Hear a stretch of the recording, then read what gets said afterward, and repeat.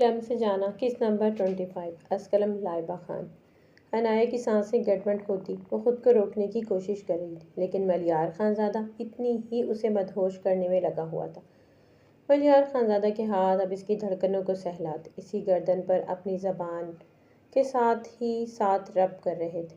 عنایہ سسکتے ہوئے مدہوشی سے اب اپنی آنکھیں بند کیے اپنے سر کو کبھی دائیں تو کبھی بائیں طرف کر رہی تھی۔ بے چینی کی انتہا کو پہنچتے ہوئے عنایہ خانزادی نے ملیار خانزادہ کی شرٹ کو مٹھیوں میں دبوچتے اسے مزید اپنے قریب کر کے اپنے بدن کے ساتھ لگایا تھا۔ ملیار خانزادہ نے اسے ایک ہی جھٹکے میں بیڈ پر لٹایا اور ساتھ ہی اس کے اوپری پہناوے سے آزاد کرتے وہ اس کی دھڑکنوں کے مقام پر جھکے وہاں بے باکی سے اپنا لمس بکھیرنے لگا۔ عنایہ خانزادی سسکتے ہوئے ملیار خانزادہ کے بالوں میں ہاتھ الجھائے، اس کا چہرہ مزید جیسے اپنے اندر گھسانا چاہ رہی تھی۔ اپنی جان کو اس طرح سے بے چین ہوتا دیکھ کر ملیار خانزادہ نے اس کی آنکھوں میں دیکھا تو وہ تڑپ کر اپنی آنکھیں بند کر گئی تھی۔ ملیار خانزادہ اس کے اوپر سایہ فگن ہوتا، اس کی آنکھوں پر اپنے لب رکھتے اس کی گردن پر اپنے دانت گاڑ گیا تھا۔ ملیار خانزادہ اب مزید بے چین ہوتے اسے اپنے قریب کرتا، خود نیچے بیڈ پر لیٹتے اسے اپنے اوپر کر گیا تھا اور بے باکی سے عنایہ خانزادی کی آنکھوں میں دیکھنے لگا تھا۔ کیا ہوا؟ عنایہ نے بمشکل ہی اس کی گردن میں چہرہ چھپاتے سرگوشی نما آواز میں کہا تھا، جس بے چینی تک وہ پہنچ گئی تھی اب اس مقام سے واپس ادھورا آنا عنایہ کے لیے بے بس ہو رہی تھی۔ اس کی آنکھیں سرخ پڑ گئی تھیں۔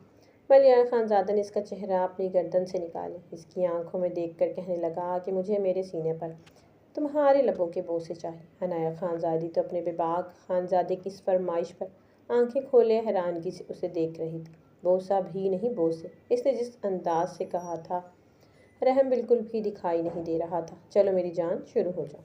ملیار خانزادہ نے آنکھیں بند کرتے سکون سے اپنی خانزادی کا لمس محسوس کرنا چاہا تھا۔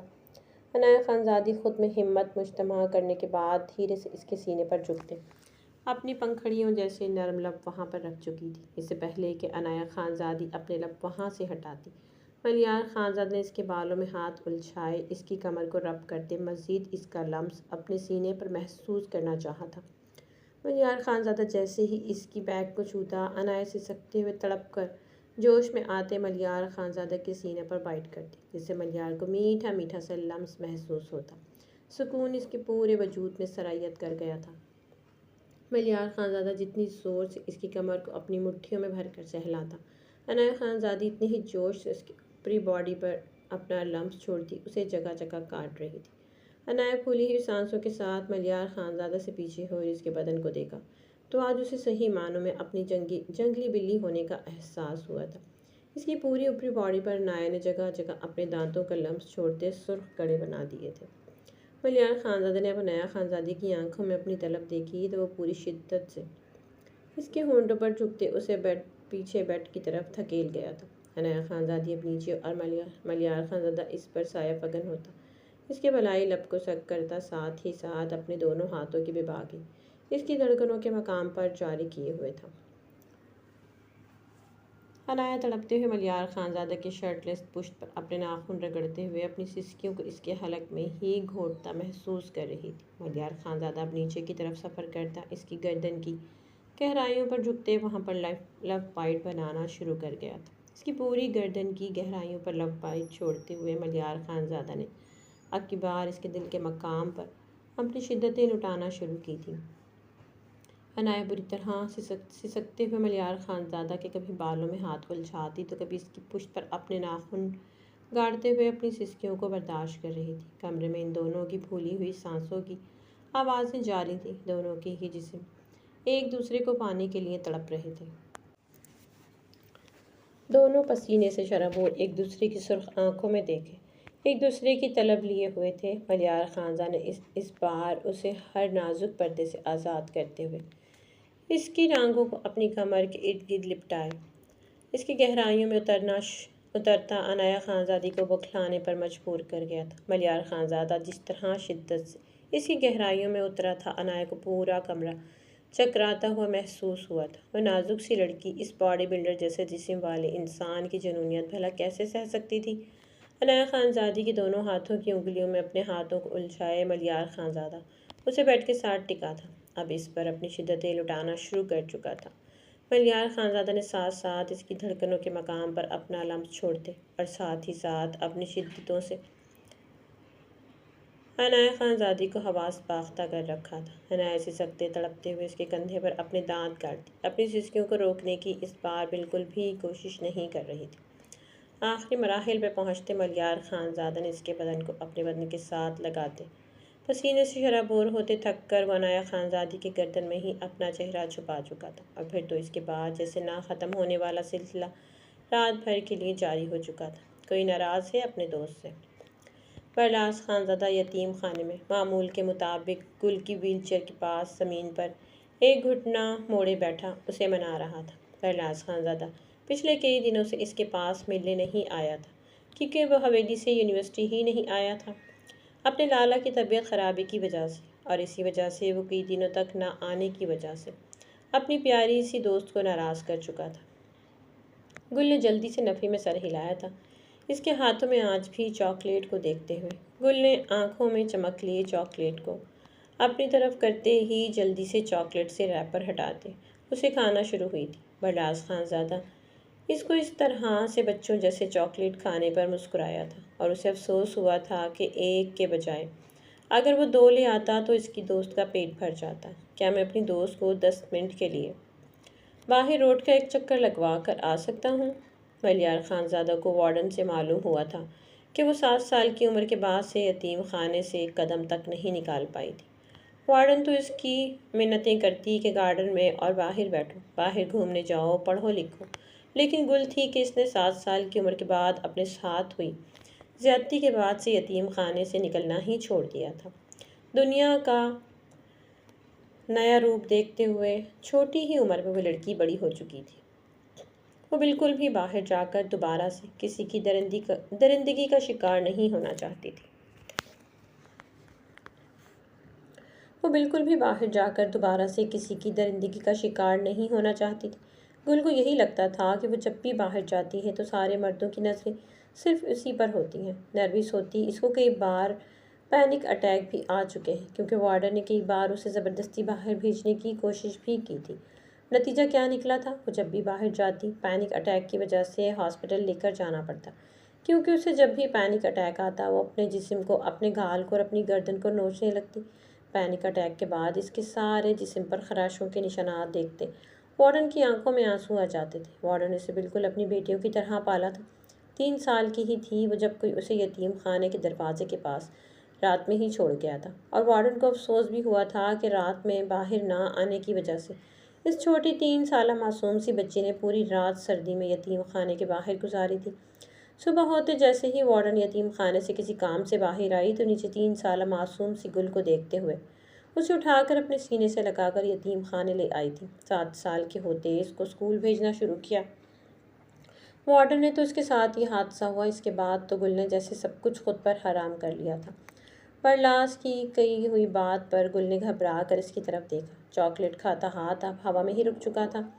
آنکھوں کو پھیلائے ہوئے برلاس خانزادہ کو دیکھ رہی تھی۔ ایسا نہیں تھا کہ اس کا دل برلاس خانزادہ پر بھروسہ نہیں کرتا تھا، وہ شاید دنیا میں پہلا مرد تھا جس پر گل نے بھروسہ کیا تھا، لیکن وہ باہر تو مر کر بھی نہیں جانا چاہتی تھی۔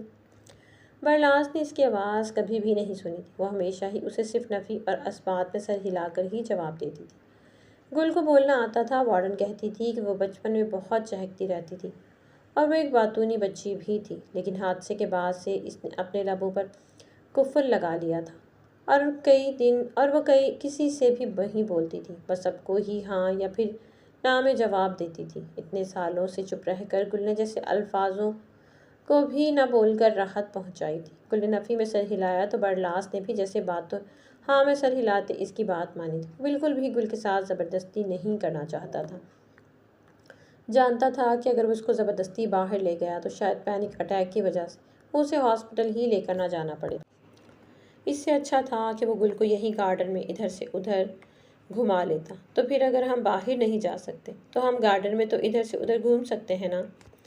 برلاس خانزادہ نے اس بار نرمی سے گل کی طرف دوبارہ سے دیکھتے کہا تو گل نے ہاں میں سر ہلایا تھا۔ یتیم خانے سے باہر جانا تو اس نے خود پر جیسے حرام کر رکھا تھا، اس لیے وہ باہر بالکل بھی جانا نہیں چاہتی تھی۔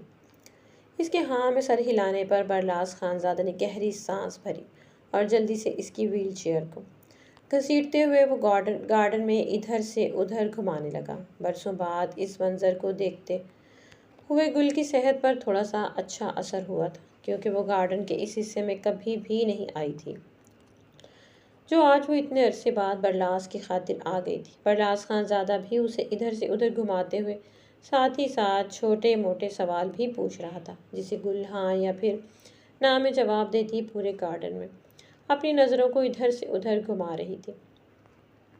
اب گل کے دل میں جیسے پچھتاوا پیدا ہوا تھا، اور اسے آہستہ آہستہ سے افسوس بھی ہو رہا تھا کہ وہ یتیم خانے میں گارڈن میں تو گھوم ہی سکتی تھی۔ گارڈن کا منظر بے انتہا پیارا تھا۔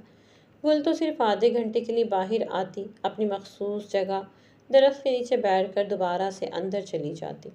اب سے گل نے دل میں طے کر لیا تھا کہ وہ باہر گارڈن میں آتے اس حصے میں بھی ضرور آیا کرے گی۔ تم اپنی پیکنگ کر لو، اور ساتھ ہی ساتھ اگر تم میری پیکنگ بھی کر لو گی تو احسان ہوگا میری بیوی کا مجھ پر۔ عارش خانزادہ عرضلہ خانزادی کے کمرے کے اندر داخل ہوتا بولا۔ عرضلہ جو بیڈ پر لیپ ٹاپ لیے بیٹھی ہوئی تھی، ضروری میٹنگ کی فائلز بنا رہی تھی، اس کی بات سن کر چونک کر اس کی طرف دیکھنے پر مجبور ہو گئی تھی۔ کیوں کرنی ہے مجھے اپنی پیکنگ؟ اور آپ کی؟ آپ کہیں جا رہے ہیں کیا؟ عرضلہ نے یہاں پر اس کی موجودگی پر حیرانگی بالکل بھی نہیں منائی تھی۔ وہ جانتی تھی کہ عارش خانزادہ بار بار اس کے کمرے میں آتا ہے۔ اب تو تقریباً جب سے اس نے عارش خانزادہ کو اپنے پاس آنے کی اجازت دی تھی، تب سے عارش خانزادہ اپنے کمرے سے زیادہ اس کے کمرے میں پایا جاتا تھا۔ تو یہ بات کہنا غلط نہ ہوگی، میں نہیں، ہم دونوں جا رہے ہیں۔ عارش خانزادہ مزے سے اس کو بولتا اس کے پاس جا کر بیڈ پر بیٹھا، اور لیپ ٹاپ کو ٹھک سے بند کرتے ہوئے اس کی گود میں سے اٹھا کر رکھے وہ اسی گود میں لیٹ گیا۔ تکیہ بھی احتیاط سے اس لیے رکھا کہ کہیں اسے برا نہ لگ جائے، ورنہ عارش خانزادہ کا دل کرتا تھا کہ جس طرح وہ اس کی گود میں پرسکون سو جاتی ہے، بالکل اسی طرح اس کی گود میں بھی سکون حاصل کرے، لیکن فی الحال اس کے لیے احتیاط کرنے میں ہی بہتری تھی۔ عرضلہ اس اچانک ہوئے عمل پر بری طرح سے بکھلائی تھی۔ اسے اندازہ نہیں تھا کہ عارش کی اتنی بے باکی پر کہ وہ اس طرح سے اس کی گود میں اپنا سر رکھے ہی لیٹ جائے گا، اور عرضلہ نے اس کے سر پر ہاتھ رکھتے اسے خود سے دور کرنے کی کوشش کی۔ وہ مسلسل اس کے سر کو اٹھا رہی تھی، لیکن لبوں سے کچھ بھی نہیں بولا تھا۔ عارش خانزادہ بھی مسلسل اپنے آپ کو ڈھیٹ بنائے سر کو مزید اس کی گود میں رکھے تکیے پر ٹائٹ کرتا اٹھنے کا نام ہی نہیں لے رہا تھا۔ وہ بھی اب یہ دو ہاتھوں والی جنگ کو مزید انجوائے کرنے لگا تھا۔ کس طرح سے اس کی خانزادی بنا کچھ بولے اسے اپنی گود سے اٹھا رہی تھی، بالکل اس طرح وہ بھی بنا کچھ بولے اس کی گود میں ہی لیٹا رہا تھا۔ اٹھیں، آپ کیا کر رہے ہیں؟ کوئی آ جائے گا دیکھ لے گا۔ دروازہ بھی کھلا ہے، عرضلہ خانزادی نے تھکے ہوئے کہا تھا۔ اس کے ہاتھوں کے زور سے تو وہ ڈھیٹ خانزادہ اٹھنے کا نام ہی نہیں لے رہا تھا۔ اوپر سے دروازے کو کھلا دیکھ کر اس کی جان لبوں پر آئی تھی۔ اگر اسی طرح معضلہ اس کے کمرے کے اندر آ جاتی تو اس کی چھوٹی بہن کے سامنے اس کی کیا ہی عزت رہ جانی تھی۔ اٹھتے ہو تم یا پھر لگاؤں میں دو تمہیں؟ عرضلہ نے اس بار غصے میں آتے عارش خانزادہ سے کہا تھا، اور عارش خانزادہ حیران ہوتے جلدی سے اس کی گود سے اٹھتے اسے دیکھنے لگا۔ اس کے لفظوں پر عارش کا دل چاہا کہ وہ کہکا لگائے، کیا وہ اسے دو تھپڑ مارنے کے لیے اپنے ہاتھ سے اسے چھونے کا شرف بخشنے والی ہے؟ ضرور مارو مجھے، تاکہ تمہارے ہاتھوں کا لمس میرے چہرے پر پڑے اور اس تڑپتے بھڑکتے دل کو سکون محسوس۔ عارش خانزادہ نے مزید ڈھیٹ بنتے ہوئے اس کے سامنے بیٹھ کر اس کی آنکھوں میں دیکھتے ہوئے چیلنجنگ انداز میں کہا تھا۔ عرضلہ تو اس کی آنکھوں کی چمک کو دیکھ کر ہی رہ گئی تھی۔ آج نہ جانے عارش کو کیا ہو گیا تھا کہ وہ اتنا چہک رہا تھا۔ عرضلہ کو بالکل بھی سمجھ نہیں آ رہی تھی۔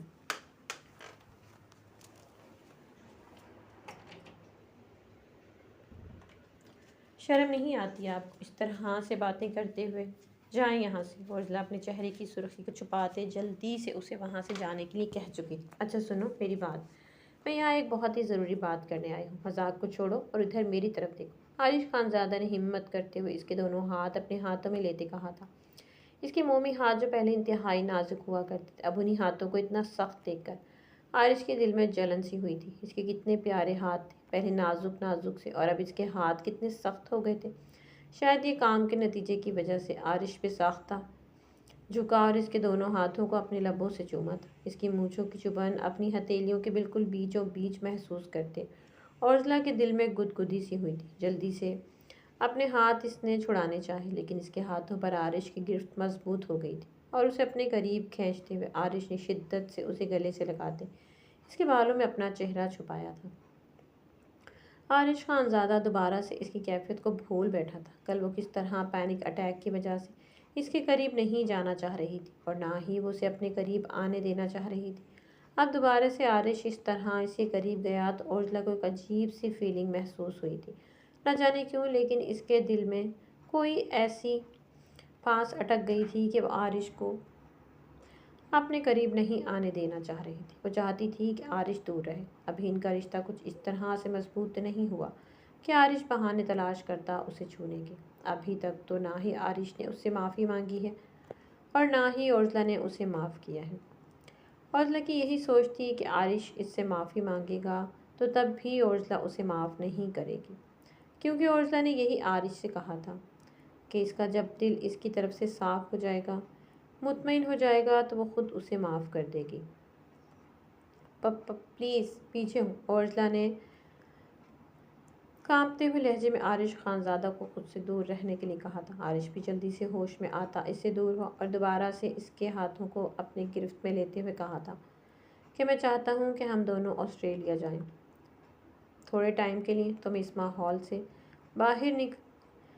باہر نکالنا چاہتا ہوں تاکہ وہاں جا کر تمہارا ذہن کچھ ٹائم کے لیے ان ساری جھنجھٹوں، ان ساری چیزوں سے دور ہو جائے اور تم پرسکون محسوس کرو۔ آرش خانزادہ نے ڈرتے ڈرتے اوزلا کے سامنے اپنی بات رکھی تھی۔ آرش کو ڈر تھا کہ کہیں وہ اسے منع نہ کر دے، ورنہ پھر وہ اسے کس طرح سے نارمل کر پائے گا۔ آرش کو دوسرا راستہ نظر ہی نہیں آ رہا تھا۔ اوزلا اس کی بات سن کر صدمے کی حالت میں اسے دیکھ رہی تھی۔ کیا اتنا آسان تھا یہاں سے جانا؟ اتنا بزنس اس نے 2 سال کی محنت سے کھڑا کیا تھا، اس کو سب کو بھاڑ میں جھونک کر وہ یہاں سے آسٹریلیا چلی جائے، اپنی بہن کو اکیلے چھوڑ کر وہ آسٹریلیا جائے صرف اپنے ذہنی سکون کے لیے؟ بالکل بھی نہیں، ایسا تو وہ بالکل بھی نہیں چاہتی تھی۔ اوزلا، میں نے تم سے کچھ پوچھا ہے، جواب دو۔ کیا تم میرے ساتھ جانا چاہتی ہو؟ تھوڑے دن کے لیے، 1 ہفتے کے لیے ہی صحیح، لیکن میرے ساتھ چلو تاکہ تھوڑی ہی دیر کے لیے تمہارا مائنڈ ان سب چیزوں سے ڈائیورٹ ہو سکے اور تمہیں اپنے بزنس کی فکر کرنے کی ضرورت نہیں ہے۔ میں پہلے ہی ہدا سے بات کر چکا ہوں اور وہ مجھے بتا چکی ہے کہ وہ سب کچھ اکیلے مینج کر لے گی۔ بس 1 ہی ہفتے کی تو بات ہے، میں تمہیں لے کر جا سکتا ہوں۔ اور معضلہ، اس سے تو میری بات کرنے کی ہمت ہی نہیں ہو رہی۔ معضلہ سے تم خود بات کرو اور 1 ہفتے کے لیے ہی صحیح، پر میرے ساتھ چلو۔ آرش نے جیسے منت کرتے ہوئے کہا تھا۔ اوزلا نے اس کی آنکھوں میں التجا کے ساتھ ساتھ ہلکی سی نمی کو محسوس ہوئی تو وہ یہیں پر ہار گئی تھی۔ لیکن یہاں سب کچھ میں اتنی آسانی سے چھوڑ کر نہیں جا سکتی۔ اس بزنس کے پیچھے میرے 2 سال کی محنت ہے، اتنی آسانی سے میں سب کچھ خدا کے حوالے نہیں کر کے جا سکتی، جبکہ اس کا کانفیڈنس اتنا ڈیولپ نہیں ہے کہ وہ میٹنگ میں کھڑے ہو کر پریزنٹیشن دے سکے۔ اس نے صرف اسی وجہ سے کہا ہوگا کہ میں وہاں پر پرسکون ہو کر جا سکوں، لیکن میں نہیں جانا چاہتی آپ کے ساتھ، اور معضلہ کو یہاں اکیلے چھوڑ کر تو جانے کا سوال ہی پیدا نہیں ہوتا۔ پلیز مجھ سے التجا مت کریں۔ اوزلا نے اپنے دل پر پتھر رکھتے ہوئے اس کی آنکھوں کی نمی سے اپنی نظروں کو چراتے کہا تھا۔ وہ اس انسان کے سامنے کمزور نہیں پڑنا چاہتی تھی، نہ جانے کیوں اس کا دل نہیں مان رہا تھا معضلہ کو یہاں اکیلے چھوڑ کر جانے پر۔ تو ہم معضلہ کو اپنے ساتھ لے کر چلے جاتے ہیں۔ آرش خانزادہ اس کا انکار کسی صورت بھی قبول نہیں کر سکتا تھا۔ اسے تو ہر حال میں اپنے ساتھ لے کر جانا ہی تھا تاکہ وہ اپنا ذہنی سکون کو تلاش کر سکے۔ نہیں، ایسا نہیں ہو سکتا، آپ مجھے تھوڑا سوچنے کا ٹائم دیں، میں آپ کو سوچ کر جواب دیتی ہوں۔ آرش کو ضد کرتے دیکھ کر اور اپنی ہر بات کو رد کرتا دیکھ کر اوزلا اسے وقت لینے پر مجبور ہو گئی تھی۔ وہ جانا نہیں چاہتی تھی، لیکن وہ کیا کر سکتی تھی؟ آرش ضد پر اڑا اسے اپنے ساتھ لے کر جانا چاہتا تھا۔ نہیں، میں تمہیں وقت نہیں دے سکتا، تم ابھی ہی سوچ کر مجھے بتاؤ، بہت سارے پھر آگے کے کام بھی دیکھنے ہیں۔ آرش تو بالکل چھوٹے بچوں کی طرح ضد کر رہا تھا، جیسے کہ بچوں کو بچپن میں جو کھلونا چاہیے ہوتا تھا تو اسے بھی چاہیے ہوتا تھا، اور وہ بھی اسی وقت بعد میں لینے کا تو اس نے بالکل بھی سوچا تک نہیں تھا۔ اسی طرح وہ اوزلا کو بھی بات کا ٹائم بالکل بھی نہیں دینا چاہتا تھا۔ جو بھی فیصلہ ہے اسے ابھی یہی سنانا ہوگا۔ آپ کیوں بچوں کی طرح ضد پر اڑ گئے ہیں؟ بات سمجھ نہیں آ رہی آپ کو؟ اگر میں سوچنے کا وقت مانگ رہی ہوں تو مجھے معضلہ سے تو پوچھنے دیں۔ اس طرح سے اسے بتائے بغیر میں آپ کے ساتھ ایک ہفتے کے لیے بیرون ملک چلی جاؤں اور اسے یہاں اکیلا چھوڑ جاؤں، یہ کیسے ممکن ہو سکتا ہے؟ جبکہ آپ جانتے ہیں کہ وہ پچھلے 2 سالوں سے ایک پل کے لیے بھی مجھ سے دور نہیں رہی۔ اب اسے اکیلے یہاں پر چھوڑ کر جانا اتنا آسان نہیں ہوگا۔ اوزلا تو اس کی ضد کو دیکھ کر چڑ چکی تھی۔ اپنے ناک کو سکیڑتے ہوئے اسے کیوٹ سے انداز میں غصہ کرتے کہا تھا، اس وقت مجھے ڈانٹتے ہوئے تم بہت کیوٹ لگ رہی ہو۔ یقین مانو دل کر رہا ہے تمہاری چھوٹی سی ناک کو اپنے دانتوں تلے دبا کر تم کو سسکنے پر مجبور کر دوں۔ عارش نے بے باک جملہ کہہ کر اسے شرمانے پر مجبور کر دیا تھا۔ جائیں آپ یہاں سے، مزید اپنی ٹریک سے پھسلنے کی ضرورت نہیں ہے آپ کو، میں آپ کو بعد میں جواب دے دوں گی۔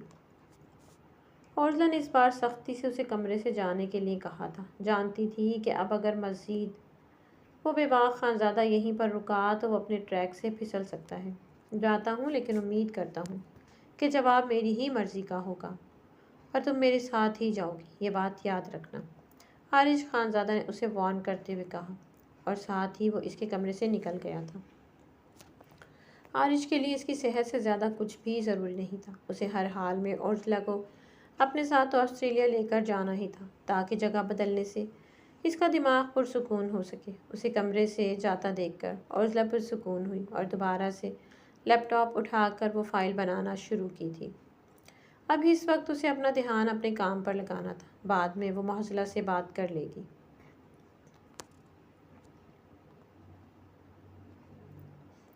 کیا ہم پکڑم پکڑائی کھیلیں؟ روحان اپنے چھوٹے چھوٹے قدم اٹھاتا تیزی سے معضلہ کے پاس آتے بولا، جو لاؤنج میں بیٹھی ٹی وی پر اس وقت کارٹون دیکھنے میں مصروف نظر آ رہی تھی۔ ہاں ہاں کیوں نہیں، چلو چل کر کھیلتے ہیں، اور پھر اس کے بعد ہم کرکٹ بھی کھیلیں گے، ٹھیک ہے؟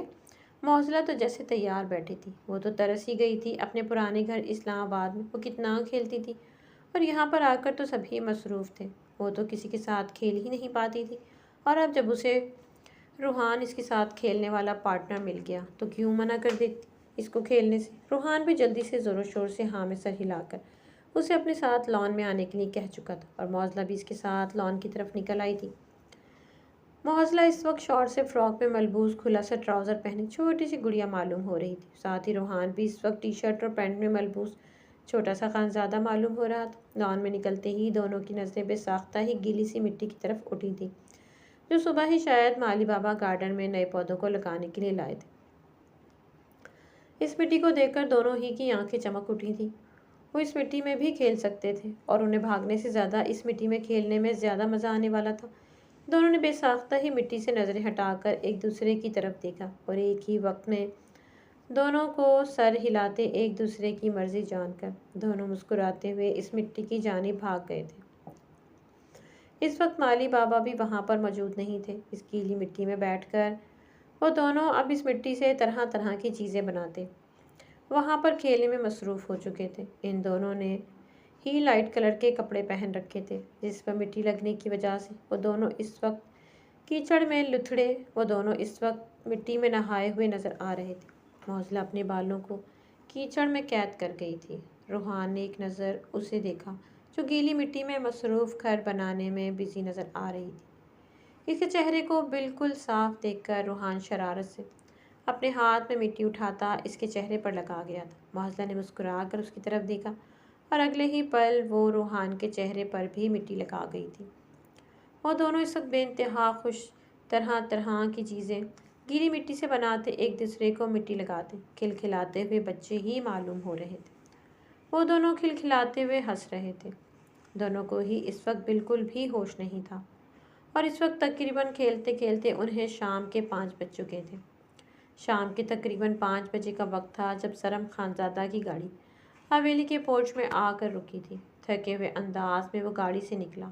آج اتنے دنوں بعد اس آفس جا کر بہت سارا کام پینڈنگ پر تھا، جو سرم خانزادہ نے آج کے آج ہی سارا نپٹایا تھا۔ ابھی وہ لان سے ہو کر حویلی کے اندر جانا چاہ رہا تھا، جب ہنسنے کی آواز نے اس کے کانوں نے سنی تو وہ حیران ہوا، اور جب پیچھے مڑ کر وہ لان کے اس حصے میں گیا جہاں پر مٹی تھی، وہاں پر معضلہ اور اپنے بچے کو دیکھ کر وہ حیران رہ گیا تھا۔ وہ دونوں مٹی میں تقریباً نہائے ہوئے نظر آ رہے تھے۔ دونوں کو ہی دیکھ کر زرم خانزادہ حیرت سے دیکھ رہا تھا۔ معزلہ بھی اس وقت روحان کے ساتھ بچی بنی مٹی میں کھیل کی طرح طرح کی چیزیں بنا رہی تھی اور روحان بھی بار بار آ کر اسے تنگ کرتا جا رہا تھا۔ ویسے معزلہ بچی ہی تھی، اگلے ہی پل زرم خانزادہ کے دل نے اقرار کیا تھا۔ دونوں کو دیکھ کر اور دونوں کے ہنسنے کی آواز میں اپنے کانوں میں سنتے زرم خانزادہ کی ساری تھکن پل میں ہی اڑنچھو ہوئی تھی۔ اپنے چہرے پر مصنوعی غصہ اور اسپاٹ سے تاثرات سجاتے وہ ان دونوں کے کلاس لینے ان کے قریب پہنچ گیا تھا۔ کیا کر رہے ہو تم دونوں یہاں پر؟ بچے ہو جو مٹی میں کھیل رہے ہو؟ وقت دیکھا ہے، شام کا ٹائم ہو رہا ہے، اگر مٹی میں سے کسی چیز نے کاٹ لیا تو؟ زرم خانزادہ کی غصیلی بھری آواز سن کر روحان اور معزلہ جو ہنس رہے تھے دونوں ہی زرم کی طرف متوجہ ہوئے اور اس کے چہرے پر کوئی غصیلے تاثرات کو دیکھ کر روحان جلدی سے معزلہ کی گود میں چھپا تھا جو خود کہیں چھپنے کے لیے جگہ ڈھونڈ رہی تھی۔ وہ کیا لگا رکھی ہے؟ بتاؤ مجھے، یہاں پہ دونوں کیوں کھیل رہے ہو؟ اندر کیوں نہیں گئے؟ زرم خانزادہ نے اپنی مسکراہٹ دباتے کہا تھا۔ دونوں کے ہی چہرے اس وقت زرد پڑ رہے تھے۔ اس کے ڈر و خوف سے زرم کو نہیں پتا تھا کہ وہ اپنے دونوں بچوں کو اس طرح سے ڈرا سکتا ہے۔ دونوں کو ہی چپ دیکھ کر زرم خانزادہ نے انہیں کہا کہ چلو اب اوپر کمرے میں۔ دونوں، زرم خانزادہ نے کہا تو معزلہ اور روحان کو ایسا لگا جیسے کہ وہ انہیں کمرے میں سزا دینے کے لیے لے کے جا رہا ہے۔ وہ دونوں بھی چپ چاپ اٹھے اور اس کے پیچھے پیچھے چھوٹے چھوٹے قدم اٹھاتے اس کے کمرے کی طرف بڑھ گئے تھے۔ لاؤنج میں سے گزرتے ہوئے برلاس خانزادہ نے اپنی چھوٹی بہن کو اس طرح سے مٹی میں کھیلتے اور ساتھ ہی اس چھوٹے بڑے روحان کو مٹی میں لت پت دیکھا تو اس کی ہنسی بے ساختہ تھی۔ معزلہ اور روحان دونوں نے اسے جن نظروں سے دیکھا تھا وہ اپنی ہنسی کو بالکل بھی دبا نہ سکا تھا۔ دونوں کی نظروں میں اس وقت التجا نظر آ رہی تھی کہ جیسے وہ انہیں اس کھڑوس سے بچا لے۔ برلاس بھی لاپرواہ بنتا ان دونوں کو زرم خانزادہ کے پیچھے جانے کے مزید اشارے کر رہا تھا کہ جاؤ جاؤ برلاس خانزادہ کے ساتھ بعد میں نمٹنے کا سوچ کر معزلہ اس وقت روحان کے ساتھ ہی کمرے میں داخل ہوئی تھی۔ زرم خانزادہ نے اس وقت معزلہ کو اندر جا کر نہانے کا اشارہ کیا تھا، ساتھ ہی اپنی رفسی شرٹ اور ٹراؤزر بھی اسے پکڑائی تھی تاکہ وہ ابھی پہن سکے، بعد میں کمرے میں جا کر وہ اپنی ڈریس پہن سکتی تھی۔ معزلہ اس کے حکم کی تابعدار بنتی جلدی سے کپڑے لے کر واش روم کے اندر جانے والی تھی کہ پیچھے سے روحان نے اس کی قمیض سے اسے پکڑ کر کہا تھا کہ پارٹنر، مجھے اکیلا چھوڑ کر جاؤ گی؟ روحان نے جس انداز سے کہا تھا معزلہ کا دل بالکل بھی نہیں چاہا اس زرم کے پاس روحان کو چھوڑنے کا۔ پارٹنر کے بچے، ذرا یہاں آؤ، تمہاری تو میں کلاس لیتا ہوں، اور جاؤ تم یہاں پر کھڑی ہو اب تک۔ روحان کو اپنے پاس بلا کر اور معزلہ کو واش روم کی طرف بھیج کر روحان کو اپنے پاس کھڑا کر کے گھٹنے کے بل زمین پر بیٹھتا ہوا روحان کی طرف دیکھنے لگا۔ ہاں تو اب تم بتانا پسند کرو گے کہ لان میں کیوں گئے تھے؟ مٹی میں کھیلنے؟ زرم خانزادہ نے اپنی خوبصورت سے خانزادی کو دیکھا جس کا سفید سا چہرہ مٹی سے بھرا ہوا تھا۔ میں تو نہیں گیا تھا، وہ تو پارٹنر نے کہا تھا، لٹل فیری نے، کہ میرے ساتھ کھیلنے چلو۔ روحان معصوم بچہ سارا الزام ہی معزلہ پر ڈال گیا تھا اور معزلہ بیچاری اندر اس کی فکر میں گھل رہی تھی کہ زرم اسے کہیں ڈانٹ نہ دے۔ اچھا ایسی بات ہے؟ زرم نے اپنی مسکراہٹ کو دباتے اپنے بیٹے کے چہرے پر لگی مٹی کو ہاتھوں سے صاف کر کے کہا تھا تو روحان نے بھی زور و شور سے ہاں میں سر ہلایا تھا، جیسے کہ اس کے باپ کو پتہ نہیں تھا کہ اس کا بیٹا اس وقت جھوٹ بول رہا ہے۔ اپنے بیٹے کو اس طرح سے دیکھ کر زرم کا دل چاہا کہ وہ کہہ لگا اٹھے۔ وہ سمجھدار بننے کی کوشش کر رہا تھا لیکن اسے نہیں پتا تھا کہ سامنے بھی اس کا باپ ہے۔ نہیں بابا، آپ پارٹنر کو کوئی بھی سزا مت دینا، آپ مجھے سزا دے دیں، روحان نے جلدی سے لائن پر آتے اپنے باپ سے کہا تھا۔ بھائی مزید زرم اسے کوئی جواب دیتا کہ معزلہ واش روم کا دروازہ کھول کر اس کی شرٹ ٹراؤزر کو پہنے باہر نکلی تھی۔ معزلہ کو اپنے شرٹ اور ٹراؤزر میں دیکھ کر زرم خانزادہ کا دل مچلا تھا۔ اور اب تم نہا کر آؤ۔ زرم خانزادہ نے اسے اس کے کپڑے دیے اور اسے واش روم کے اندر جانے کا اشارہ کیا تھا۔ روحان بھی جلدی سے اپنے کپڑے لیتا واش روم کے اندر بھاگ گیا تھا۔ وہ ایک سمجھدار بچہ تھا اور اب وہ خود سے ہی اپنے سارے کام کیا کرتا تھا، اس لیے زرم بھی اسے خود ہی اس کے سارے کام کرنے بھی دیتا تھا۔ چلو اب تم ادھر آؤ اور بتاؤ مجھے کہ کیوں مٹی میں کھیل رہے تھے؟ بچے ہو تم دونوں؟ زرم خانزادہ نے محضلہ کو اپنے سامنے کھڑا کرتے اس کا ہاتھ اٹھاتے آستین کو فولڈ کرتے ہوئے کہا تھا، جس میں اس کے ہاتھ پوری طرح سے چھپ گئے تھے۔ میں تو ٹی وی پر کارٹون دیکھ رہی تھی، روحان ہی خود آیا تھا، کیا وہ کھیلتے ہیں؟ معضلہ کا جواب سن کر اس بار زرم نے اپنی مسکراہٹ کو روکا نہیں تھا۔ اس کے چہرے پر گہری مسکراہٹ نے احاطہ کیا تھا۔ اس کا دل چاہا کہ وہ کہہ لگا کر ہنسے۔ کس طرح سے اس کی منکوہا اس کے بیٹے پر الزام لگا رہی تھی اور اس کا بیٹا اس کی منکوہا پر الزام لگا رہا تھا۔ دونوں اپنے بچوں جیسے دماغ کا ثبوت دے رہے تھے۔ زرم اب معضلہ کے قدموں میں بیٹھا نیچے سے اپنی ٹراؤزر کو بھی پنجوں سے فولڈ کر رہا تھا، کیونکہ وہ حد سے زیادہ معضلہ پر لمبی تھی۔ شرٹ اور آستینوں کو فولڈ کرنے کے بعد زرم خانزادہ نے اس کا چہرہ اٹھایا اور اس کے سفید سے مومی گال پر اپنے لب رکھے تھے۔ پہلی بار معضلہ کو محسوس کرتے زرم خانزادہ کی روح میں سکوت سرایت کر گئی تھی۔ اس اچانک ہوئے عمل پر معضلہ بری طرح سے گھبراتی، اس کی شرٹ کو مٹھیوں میں دبوچتے اپنے رستے ہوئے جسم پر قابو پانا چاہتی تھی۔ زرم خانزادہ نے اسے اپنے مزید قریب کیا اور اپنی گود میں اٹھاتے اسے ڈریسنگ ٹیبل پر بٹھایا تھا اور کہا کہ کیا میں تمہاری سانسوں پہ پہرے بٹھا سکتا ہوں؟ زرم کی بات معضلہ کے سر کے اوپر سے گزری تھی۔ اسے سمجھ نہ آیا، دھڑکتے ہوئے سانسوں کے ساتھ اسے زرم کی طرف ناسمجھ نظروں سے دیکھا تو اس کی ناسمجھی پر زرم گہرا مسکرایا تھا اور اس کے لبوں پر اپنے لب رکھتے ہوئے اس کی سانسیں گھٹ گیا تھا۔ اس کا سکون، اس کی بیوی اس کے پاس تھی تو وہ کیوں کر اپنی بیوی سے دور رہتا؟ شدت سے اس کے لبوں کو چومتے زرم خانزادہ نے اپنی بیوی کی گردن کے پیچھے ہاتھ ڈال کر اسے اپنے مزید قریب کیا۔ معضلہ کا دل دھڑکتے ہوئے اسے خود سے دور کرنے کی کوشش میں تھا، لیکن زرم خانزادہ اس پر مزید اپنی شدتیں بڑھاتا چلا گیا تھا۔ اس کے لبوں سے خود کو سیراب کرنے کے بعد زرم خانزادہ اس کے لبوں کو آزادی بخشی اور معضلہ آنکھوں میں آنسو لیے گہری گہری سانسیں بھرتی آواز باختہ سی نظر آ رہی تھی۔ زرم خانزادہ آہستہ آہستہ اس کی پیٹھ کو رب کرتے ہوئے اسے اپنے قریب کرتا اسے اپنے سینے سے لگا گیا تھا۔ معضلہ کی سانسیں ابھی تک روانی میں نہیں آ رہی تھی۔ اس سے پہلے کہ زرم خانزادہ مزید کچھ کہتا، روحان بھی باہر آیا تھا اور روحان کو بھی اٹھا کر زرم نے ڈریسنگ ٹیبل پر بٹھاتے ڈرائر کو آن کرتے ان دونوں کے بال سکھانا شروع کر دیے تھے۔ معضلہ بھی اب نظریں چراتے آنکھیں نیچے کیے بالکل چپ چاپ بیٹھی تھی، جبکہ روحان ابھی بھی کسی نہ کسی طرح شرارت کرنے میں مصروف تھا۔ معضلہ کو جب چپ دیکھ کر زرم خانزادہ نے ڈرائر بند کیا اور دونوں کے ماتھے پر بوسہ دے کر کہا تھا کہ میرے بچے اور دونوں کو ہی اپنے سینے سے لگایا تھا۔ روحان تو بڑھ چڑھ کر اپنے بابا کی گود میں چڑھ گیا تھا، حالانکہ معضلہ زمین پر کھڑے ہی اس کے سینے میں اپنا چہرہ چھپا چکی تھی۔ اس کے گال اس وقت سرخ ہو رہے تھے اور وہ زرم سے چھپنا چاہ رہی تھی کہ وہ شرما رہی ہے۔ چلو جاؤ، اب تم اپنے کمرے میں جا کر چینج کرو، اس کے بعد نیچے کھانا کھانے جانا اور آپ جلدی سے جا کر اپنے اسکول کا ہوم ورک فنش کریں۔ زرم نے دونوں کو ہی کام پر لگا کر ان دونوں کو ہی کمرے سے بھیج کر اپنے تڑپتے بھڑکتے جذبات پر قابو رکھ لیا تھا۔ مسکراتے ہوئے اس نے بھی اپنا ایک سوٹ نکالا اور واش روم کی طرف فریش ہونے چلا گیا تھا۔ معضلہ میری بات سنو، عرضلہ نے اپنے کمرے سے نکلتے ہوئے معضلہ کے کمرے میں داخل ہوتے بولا۔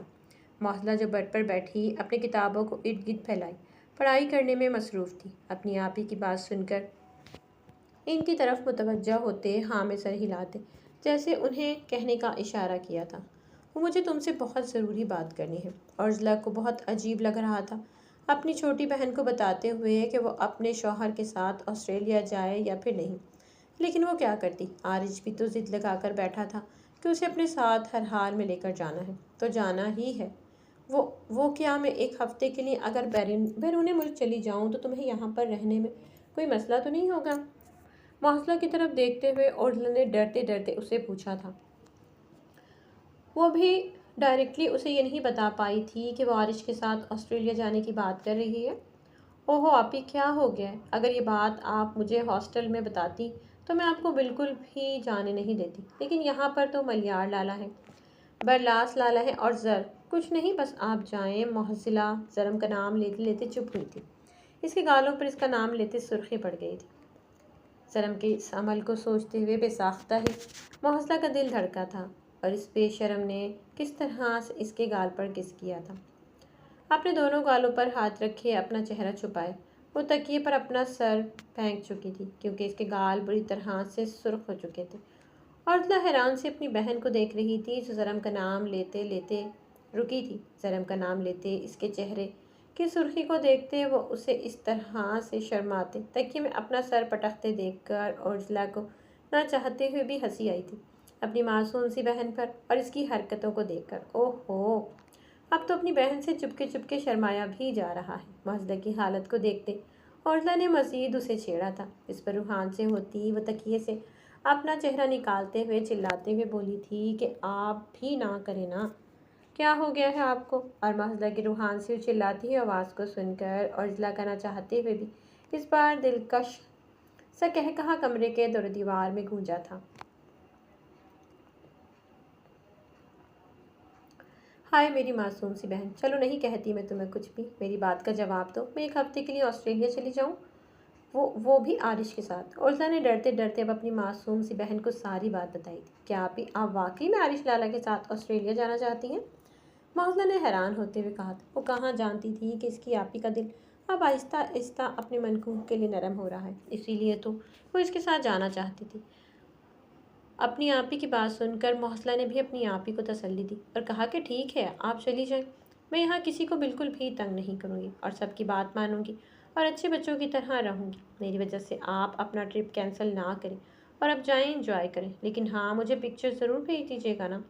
معزلہ نے اپنی آپی کے چہرے کی چمک اور آنکھوں میں سوال کو دیکھتے ہوئے انہیں جلدی سے جانے کے لیے رضامندی دی تھی اور اورزلا بھی مسکرا کر ہاں میں سر ہلاتے اس کے پاس جاتے اس کے ماتھے پر بوسہ دینے کے بعد اس کے کمرے سے نکل کر اپنے کمرے کی طرف چلی گئی تھی۔ یہ خوشخبری عارش کو بتانی تھی کہ وہ اس کے ساتھ جانے کے لیے راضی ہے۔ اورزلا کے چہرے پر گہری مسکراہٹ تھی۔ کمرے کے اندر داخل ہو کر اس نے سب سے پہلے فون اٹھایا اور عارش کو کال کر کے کہا کہ میرے کمرے میں آنا، مجھے تم سے ضروری بات کرنی ہے۔ سنجیدہ سے لہجے میں کہتے ہوئے اورزلا نے اسے تنگ کرنا چاہا تو دوسری طرف عارش خانزادہ بھی بکھلاتا ہوا سیکنڈ سے پہلے اس کے کمرے میں پہنچا تھا۔ کیا ہوا، سب ٹھیک ہے نا؟ اس طرح سے مجھے اپنے کمرے میں ارجنٹلی کیوں بلایا ہے؟ کسی نے کچھ کہا ہے؟ کہیں درد ہو رہا ہے؟ بتاؤ مجھے، چپ کیوں کھڑی ہو؟ عارش خانزادہ نے اس کے کمرے میں داخل ہوتے اس کی فکر میں گھلتے ہوئے کہا۔ اورزلا بیڈ کے پاس کھڑی اسے دیکھ رہی تھی، جس کے دونوں ہاتھوں کو اپنے ہاتھ میں پکڑے جھنجھوڑتے اس سے پوچھ رہا تھا کہ اسے کیا ہوا ہے۔ اس کی فکر کو دیکھتے ہوئے اورزلا مسکرائی اور کہا کہ میں آپ کے ساتھ آسٹریلیا جانے کے لیے تیار ہوں۔ میں معزلہ سے بات کر چکی ہوں، وہ کہتی ہے کہ آپ چلی جائیں۔ اورزلا نے اسے یہاں بلانے کی وجہ بتائی تو عارش خانزادہ صدمے کی حالت میں منہ کھولے اپنی آنکھوں کو ان کی سائز سے بڑا کیے اورزلا کی طرف حیرانی سے دیکھ رہا تھا۔ اسے ابھی تک اورزلا کی باتوں پر یقین بالکل بھی نہیں آ رہا تھا۔ کیا واقعی وہ اس کے ساتھ آسٹریلیا جا رہی تھی؟ سچ سچ سچ سچ سچ میں؟ عارش خانزادہ کی زبان بے ساختہ ہی بولتے ہوئے لڑکھڑائی تھی اور اس کی لڑکھڑاتی زبان کو دیکھ کر اورزلا کے چہرے پر مسکراہٹ نے احاطہ کیا تھا۔ عارش خانزادہ بے حد خوش تھا، وہ اپنی خوشی لفظوں میں بیان نہیں کر سکتا تھا، اس کے بس منہ سے لفظ نکلنے سے انکاری تھی۔ اسے سمجھ نہیں آ رہا تھا کہ اپنے کس عمل سے وہ اورزلا کو بتائے کہ وہ کتنا خوش ہے اور اس کے چہرے پر مسکراہٹ کو بھی دیکھتے ہوئے وہ کتنا خوش تھا۔ بے ساختہ ہی عارش خانزادہ نے اس کے مسکراتے چہرے کو دونوں ہاتھوں میں بھر کر اپنے قریب کیا اور اس کی پنکھڑیوں جیسے نرم لبوں کو اپنے سخت عنابی لبوں کی قید میں لیتے ہوئے اس سے اپنی خوشی کا اظہار کرنے لگا۔ اس اچانک ہوئے افتاد پہ اورزلا بری طرح سے حواس باختہ ہوتی اسے خود سے جھنجھوڑتے دور کرنے میں لگی تھی، لیکن عارش خانزادہ تو اس کے لبوں کا جام پیتا اسے بس یہ بتانے کی کوشش کر رہا تھا کہ وہ کتنا خوش ہے۔ قطرہ قطرہ کر کے اس کی سانسوں کو پیتا، خود کو سیراب کرتا عارش خانزادہ اس کے بھلائی لب کو سک کرنے کے بعد اس کے نچلے لب کو دانتوں تلے چباتے گہرا کٹ لگاتے خون کی بوند کو اپنے لبوں سے نہایت ہی رومانٹک انداز میں چومنے کے بعد اسے اپنے قریب کرتا اس قدر زور سے اپنے سینے میں بھینچ چکا تھا کہ اورزلا کی دھڑکنیں اس کے سینے سے مس ہوئی تو دونوں کے دل میں ہی شور بلند ہوئے تھے۔ اورزلا کا چہرہ پسینے سے بھیگ چکا تھا، گھبراتے ہوئے اسے خود سے دور کرنے کی کوشش میں تھی۔ اسے بالکل بھی یقین نہیں آ رہا تھا کہ عارش ایسی حرکت کر سکتا تھا اور عارش جو خوشی میں تھا اسے بالکل اپنی بھی سمجھ نہیں آ رہی تھی کہ وہ اس وقت کیا کر رہا ہے۔ اسے تو بس اپنی خوشی کا کسی بھی طرح سے اظہار کرنا تھا اور وہ کر بھی چکا تھا۔ شدت سے اس کی کمر میں اپنی باہوں کو ڈالے वो अभी तक उसे अपने सीने में बींचे हुआ था। छोड़े मुझे, क्या हो गया? मेरी हड्डी पसली तोड़ने का इरादा है क्या? आरिश खानज़ादा की गिरफ्त लम्हा बलम्हा अपनी कमर पर मजबूत होते देखकर ओरजला ने ना चाहते हुए भी घुटी घुटी आवाज़ में कहा था, मैं तुम्हें बता नहीं सकता कि मैं इस वक्त कितना खुश हूँ। हम दोनों वहाँ पर अकेले जाएंगे, बहुत सारा वहाँ पर घूमेंगे। जो जो चीज़ तुम्हें चाहिए वो सब कुछ तुम्हें दिला दूंगा। कुछ वक्त के लिए हम सब लोगों से दूर जाकर अकेले एक दूसरे के साथ वक्त गुजारेंगे, एक दूसरे को समझेंगे तो समझ जाएंगे, एक दूसरे की गलतफहमियां दूर करेंगे। आरिश खानज़ादा ने उसे दोनों कंधों से मजबूती से थामते हुए उसे पूरे कमरे में गोल गोल घुमाया था। इसकी खुशी थी कि बस होने का नाम ही नहीं ले रही थी। ओरजला भी अब हैरान होते इसकी तरफ देख रही थी।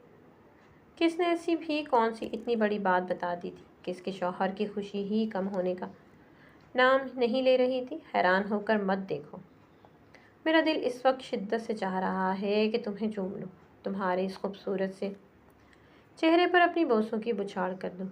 क्या तुम नाराज़ तो नहीं होगी? आरिश खानज़ादा ने इस कदर बच्चों की तरह इल्तिजा करते हुए ओरजला से पूछा कि ओरजला का दिल बेसाख्ता ही धड़का था। इसकी बेबाक बातों को सुनकर ओरजला ने जल्दी से अपने चेहरे पर सख्ती सजाकर उसे बिल्कुल नो का साइन दिया था। अच्छा अच्छा, नहीं करता तुम्हें किस, लेकिन यहाँ पर आओ और मुझे बताओ कि हम वहाँ पर जाकर क्या क्या करेंगे और तुम्हारे क्या प्लान्स हैं। आरिश खानज़ादा अब उसे अपने साथ लेकर सोफे पर बैठता इससे इसके प्लान्स के बारे में पूछने लगा। ओरजला जितनी हैरान होती इतना ही कम था। आखिर इसने आरिश का ये रूप भला अब से पहले कब देखा था कि वो इसके लिए इसके साथ वक्त गुजारने के लिए इतना उतावला हुआ जा रहा है कि वो अभी से ही सब कुछ तय करने में लगा है। अभी तो मेरे कुछ भी प्लान्स नहीं हैं, ये तो ऑस्ट्रेलिया जाकर ही पता लगेगा कि हमने वहाँ क्या करना है। अभी मेरी बहुत इम्पॉर्टेंट मीटिंग है, तो क्या मैं काम कर लूँ? ओरजला ने जल्दी से उसे कमरे से भेजना चाहा था। इसकी चेहरे की खुशी को देखते हुए ओरजला को डर था कि कहीं उसकी नज़र ही ना लग जाए। बहुत खड़ूस हो तुम, हमें अभी प्लान करना चाहिए और तुम अभी काम करने में लग जाओगी। आरिश ने तो इस तरह बच्चों की तरह मुंह फुलाते कहा था कि ओरजला ना चाहते हुए मुस्कुरा उठी थी। हाँ, तो आपके साथ जाने के लिए मुझे सबसे पहले अपने काम तो सारे निपटाने होंगे ना, इसके बाद ही मैं वहाँ आराम से जा सकूँगी, वरना अगर यहाँ पर काम का प्रेशर होगा तो मैं वहाँ पर इंजॉय भी नहीं कर सकूँगी। ओरजला ने भी मुस्कुरा कर उसे जवाब दिया था और साथ ही टेबल से अपना लैपटॉप उठाते उसे ऑन करने लगी। इशारा साफ था कि अब कोई बात नहीं करना, इसकी मीटिंग स्टार्ट होने वाली है। आरिश खानज़ादा भी मुंह फुलाता इसके कमरे से चला गया था। उसे इसके काम में वो डिस्टर्ब बिल्कुल भी नहीं करना चाहता था। तो मेरे प्यारे रीडर्स, उम्मीद करती हूँ कहानी आपको अच्छी लगी होगी। कहानी अगर आपको अच्छी लगी तो कमेंट बॉक्स में अपनी कीमती राय का इजहार ज़रूर किया करें। अल्लाह हाफिज़।